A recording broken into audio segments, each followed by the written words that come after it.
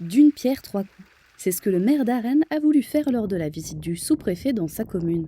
La visite a démarré avec la stèle du Haut-Poirier et s'est finie avec la rencontre des membres du conseil municipal. On a parlé de beaucoup de choses, mais je vais plutôt dire, en fin de compte, lui, il a beaucoup questionné les élus en anticipant un peu la fin du mandat.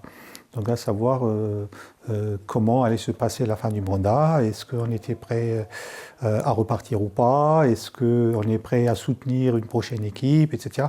Tout ce qui peut graviter autour de la fin du mandat. L'un des gros projets de la commune, c'est la réalisation d'un lotissement de 2 hectares comprenant 20 parcelles près de la rue de l'Étang. Alors le futur lotissement, donc, comme on le disait, donc on a le permis d'aménagement, ce qui est une excellente chose. Il nous reste à travailler sur la loi sur l'eau. On va racheter quelques terrains pour bien canaliser l'eau de ruissellement. Et puis, il y a le diagnostic archéologique. Donc, c'est encore des travaux pour cette année.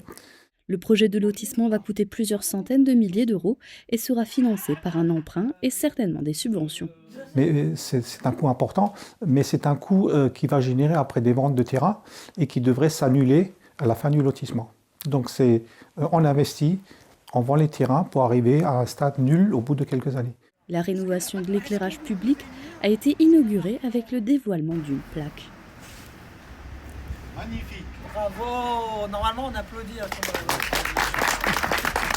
Le changement de l'éclairage en LED aura coûté 64 400 €, dont 37,5% de subvention du fonds vert et 11,4% du rachat des certificats d'économie d'énergie.